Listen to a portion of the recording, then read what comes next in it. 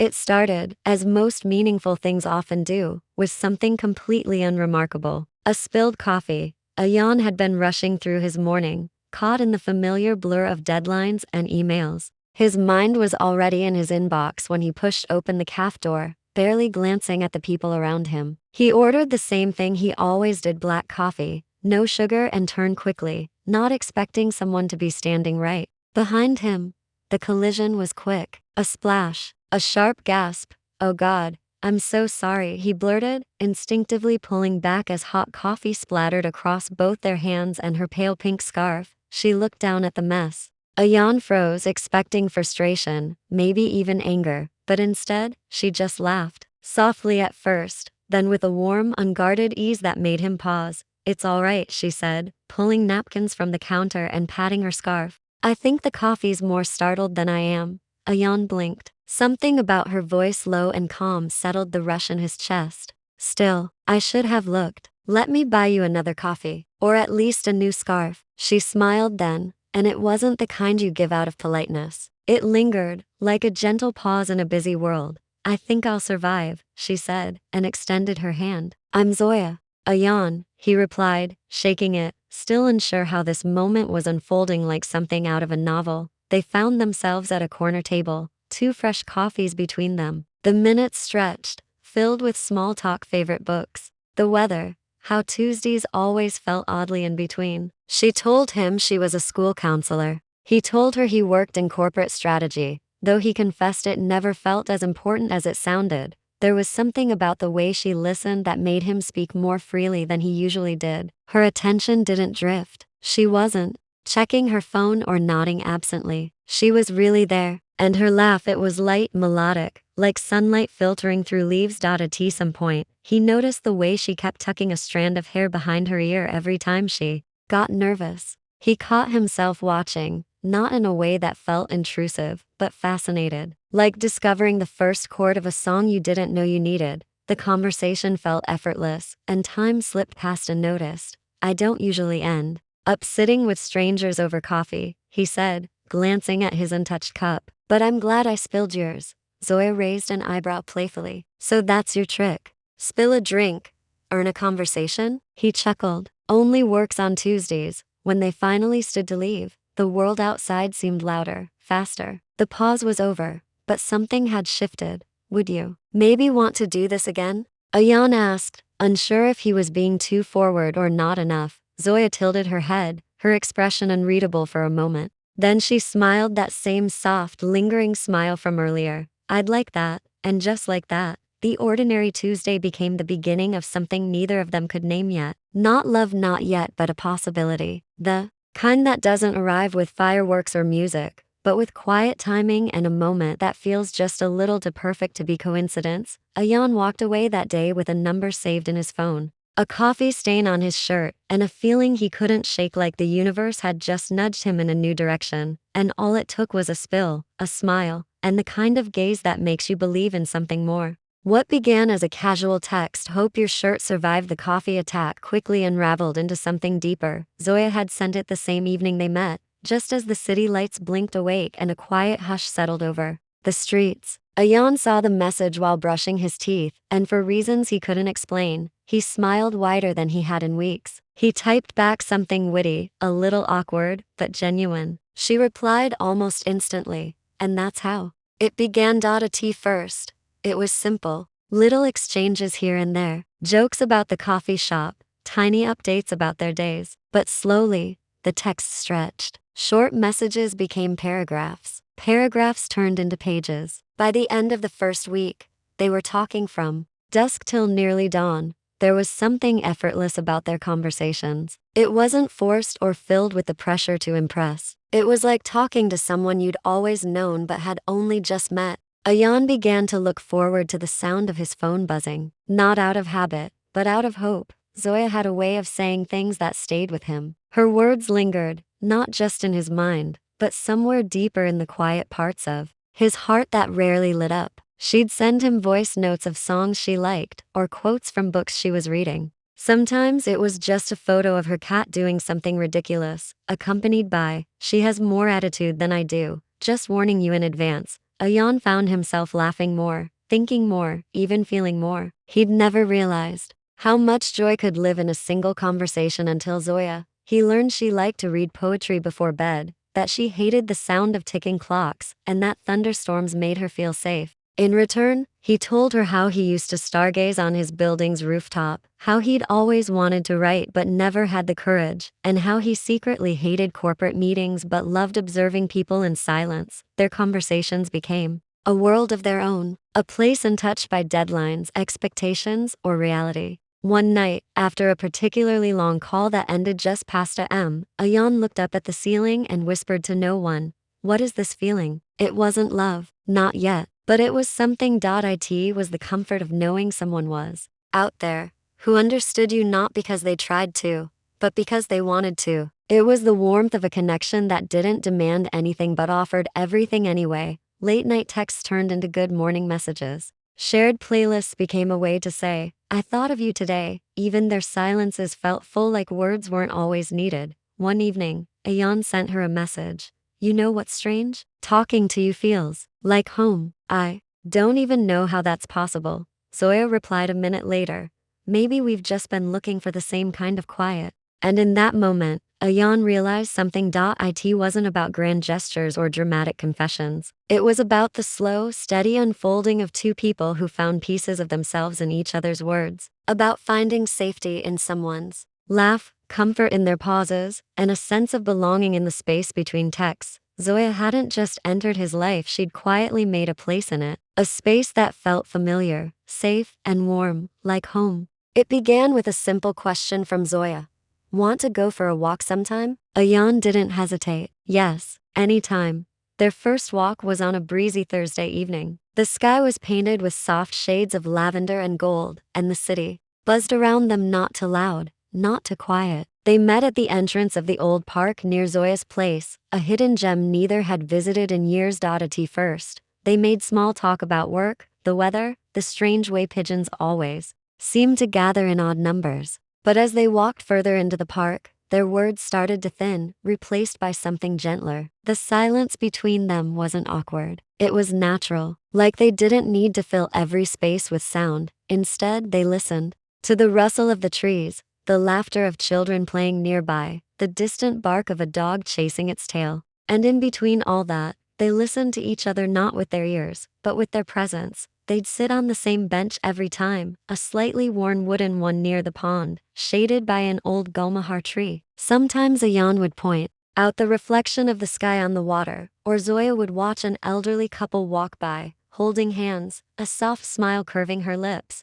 More often than not, they said nothing, and somehow, that said everything. Zoya would swing her feet slightly as she sat, occasionally glancing at Ayan. He in turn would steal quick looks at her, wondering how someone could be so quiet and yet so loud in presence. Her stillness wasn't empty. It was full of thoughts, of meaning, of feeling. It became their routine, no plans, no expectations. Just walks that stretched longer each time, conversations that didn't always use words, and pauses that felt like poetry. One evening, as the sun dipped lower than usual, Zoya walked beside Ayan, their hands brushing now and then. Neither of them pulled away. The silence between them had grown deeper, more sacred. Ayan noticed how she would sometimes close her eyes while walking, like she was memorizing the moment with every breath. He looked at her and softly said, "You don't talk much when we walk." Zoya smiled, turning her face to him. "That's because the silence feels enough."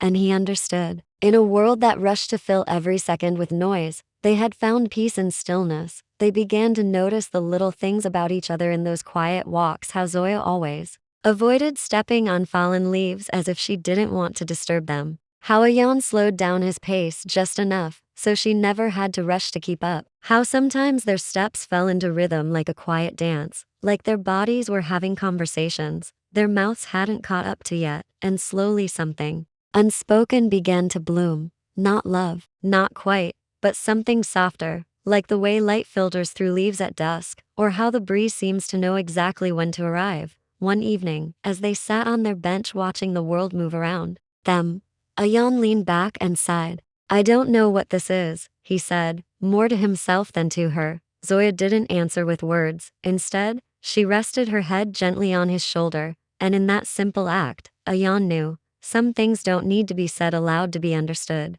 Some connections are written in silence, and sometimes, the most honest conversations are the ones shared during quiet walks, without words. There was no sudden storm, no dramatic fight, just a shift subtle, almost imperceptible at first. It began with slower replies, shorter texts, fewer emojis. Zoya, who once sent songs at midnight and pictures of random dogs she saw on her walks, began to fall silent. Her once warm good morning became just a plain morning, and some days, nothing at all. Ayan noticed. He noticed how her laugh, once so open and effortless, now seemed guarded, like she was forcing it for his sake. He noticed how she looked away more, how she rarely met his gaze for long. On their walks, she would trail a few steps behind instead of beside him. The comfortable silences that once spoke volumes now felt hollow, but he didn't ask, not because he didn't care. Quite the opposite. He didn't want to push her further away by pressing her for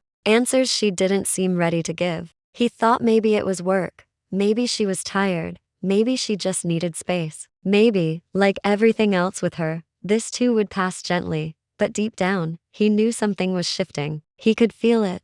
Her silence wasn't the peaceful kind they used to share. It was heavy, tense, like she was holding something in, something painful. He tried small things, brought her coffee just the way she liked it, sent her favorite poem, played their shared playlist on low volume when they sat together. But her reactions were distant, grateful, but not present, and one evening, it became undeniable. They were walking in the park, the same bench, the same tree, but everything else had changed. Zoya sat with her arms crossed, eyes fixed ahead, expression unreadable. Ayan watched her for a long moment before asking softly, Zoya, are you okay? She flinched, not visibly, but enough that he noticed. After a long pause, she gave a half-hearted smile. Yeah, just tired. It wasn't the truth, but he didn't press. Instead, he looked down at his hands, unsure of what to say next. The silence between them stretched this time. It felt like a wall she was building, brick by brick, with every unspoken thought. He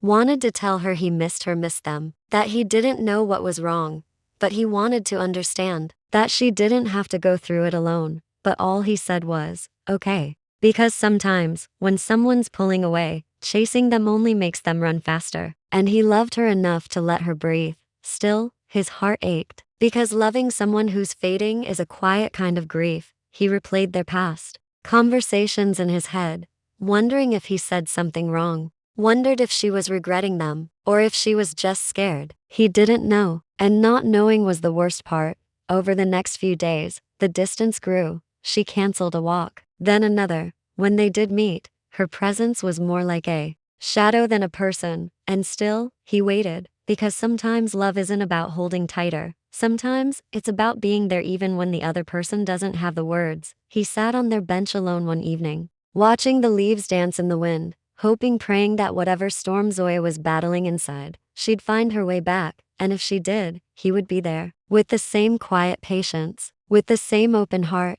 But for now, all he could do was love her from a distance, and wait. It was a quiet morning, just like any other. The sky was still stretching itself awake, and the world outside, Ayan's window, was draped in a soft, sleepy haze. Birds chirped lazily. A kettle boiled in the background. He opened the front door to fetch the newspaper, and there it was, an envelope, no stamps, no address, just his name, written in the handwriting he'd memorized. Ayan, his heart stuttered. He held it like it was something fragile, like a breath he wasn't sure he could take. The paper was slightly crumpled at the corners, the ink smudged in places, as if it had been held too tightly, or cried on. He closed the door behind him, and sat down slowly, the envelope still unopened in his hands. Then, with trembling fingers, he tore it open. Ayan, I don't even know where to begin. Maybe I should start by saying I'm sorry. I disappeared. I pulled away without explaining why.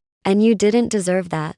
You've been nothing but kind, steady, present. And that's exactly what terrified me. You see, I never expected you. I wasn't looking for anyone, not really. I'd spent so long guarding myself, surviving heartbreak after heartbreak, that I stopped believing someone could love me without expecting me to be whole first. But then you came along, you with your quiet patience, your bad jokes and warm eyes, the way you remembered how I liked my tea, how you never made me feel like I was too much or not enough. With you, things felt safe. And that, a yawn, scared me more than anything, because I started to care, too deeply, too fast. I felt myself falling, not just for who you are, but for how I felt when I was around you. Lighter, braver, seen. And then that old voice in my head returned, the one that always whispers that I ruin good things, that I don't deserve soft love, that eventually, you'd leave too. So I did what I always do. I pulled away before you could hurt me. I know it wasn't fair. I know I should have talked to you, but I didn't have the words. Or maybe, I just wasn't ready to face what you meant to me. I'm not writing this letter to ask for anything. I just needed you to know the truth. You weren't the problem. You were the light. And maybe one day, I'll be brave enough to step fully into it. Until then, please know that you mattered to me more than I ever said, more than I ever could. Love. Zoyan sat frozen, the letter trembling in his hands. Tears blurred the ink even more as he read it again and again. Each word felt like both a wound and a balm. He could see her, curled up somewhere with this letter pressed to her chest, before finally letting it go. Could imagine the pain it cost her to write it, the fear behind her silence, the weight of emotions she never voiced. She hadn't stopped caring, she was just scared, and somehow, even in her absence, she'd given him something priceless, the truth. Raw, unfiltered, honest. Ayan folded the letter gently, pressing it to his heart. He didn't know what would happen next, if she'd come back, if this was goodbye, or the beginning of something healing. But what he did know beyond doubt was that her love was real, and sometimes, even in the leaving, there is love. It had been weeks, weeks of silence, of checking his phone for a message that never came, of rereading her letter until he knew every word by heart. The ache in Ayan's chest had become something familiar, an ache he wore like a second skin. But that evening, something changed. The sky opened up without warning. The first raindrops fell like whispers on rooftops and windshields, and then suddenly, the city was drenched in a downpour. Ayan hadn't meant to be out, but maybe somewhere deep down, he had hoped for this kind of chaos, the kind that could shift something in the stillness of his heart. He walked aimlessly beneath the gray sky, hands in his pockets, letting the rain soak through his shirt, drip down his face, blur the world around him. Everything felt quieter in the rain, softer, like the city was holding its breath. Then he saw her, across the street, Zoya, standing there, without an umbrella, as if the rain had called her too. Her hair was plastered to her face, her dress clinging to her like memory. She looked like a painting left out in the storm, still beautiful, but a little undone. Their eyes met. Neither of them moved for a moment. Neither smiled, neither cried. They just looked. And in that look, everything they hadn't said passed between them. Her fear, his patience, her letter, his waiting. Then Ayan stepped forward. The traffic, the people, the noise, all of it faded. There was only the sound of the rain and the pounding of his heart. He reached her, stood just inches away. Water streamed down both their faces, but neither cared. Ayan took a breath, his voice almost lost in the rhythm of the storm. I'm still here. That was all he said. Zoya's lip trembled. Her eyes searched his like she was making sure he meant it, like she was asking if she was allowed to believe it. And then, without a single word, she closed the space between them. She threw her arms around him, clung to him like he was the only solid thing in a world that kept shifting. Her face buried in his chest, her fingers gripping the back of his shirt. He held her like he'd been waiting to do it forever. Like she wasn't just someone he loved, but someone who was his home. The rain fell harder. Cars passed. People hurried by under umbrellas. But they didn't move, because in that hug, there was everything. I was scared, she whispered against his soaked shirt, voice cracking. I still am. I know, he murmured, brushing her wet hair away from her face. But you're here. She nodded, tears mixing with the rain. I missed you so much it hurt. He rested his forehead against hers. I missed you every second. They didn't promise anything that night, didn't make grand declarations. But the hug didn't end quickly, and when she finally pulled back just enough to look into his eyes, something was different. The walls were still there, but they had cracks now. And through those cracks, the light was starting to pour in. Later, that night, they walked under one umbrella, side by side, in silence. And in that silence, there was peace. Not because everything was fixed, but because they were willing to try again, together, even in the rain. They weren't perfect, far from it. Zoya still had quiet moments when she drifted away, lost in memories she didn't talk about. Ayan still overthought everything, still feared losing what he'd finally found. But somehow, despite all the cracks and shadows, something beautiful grew between them, something honest. It wasn't a fairy tale. There were no dramatic gestures every day, no sweeping music in the background, just them, waking up and texting each other good morning, arguing over which movie to watch, laughing at things only they understood, sitting quietly together when the world felt too loud.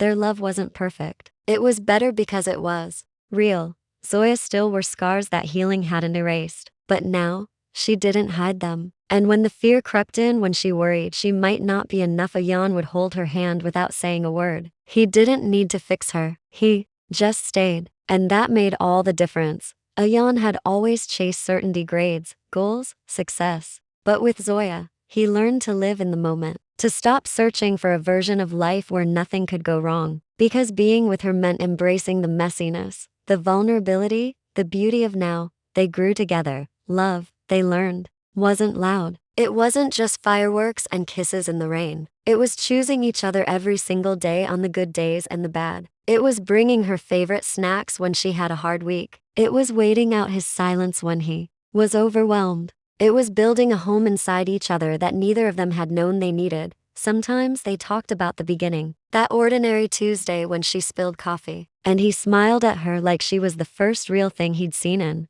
years.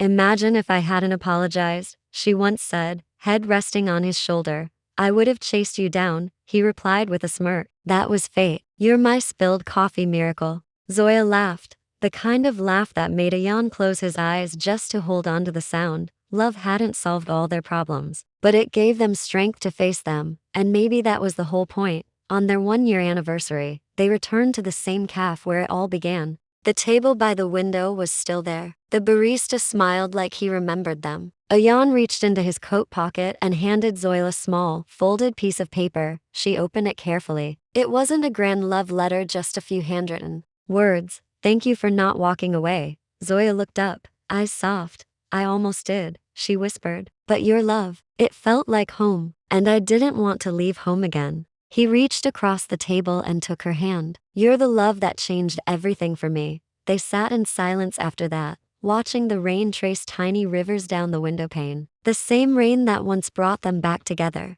And maybe that was what love really looked like, not perfection, not constant butterflies, but being seen, being accepted, being chosen over and over, even when things got hard. Their story may have started with a simple accident, but it became the love that healed wounds, filled silences, and taught them both that sometimes, the most extraordinary stories begin on the most ordinary days, and sometimes, the person who changes your life forever is the one who just sat across from you with a smile and stayed.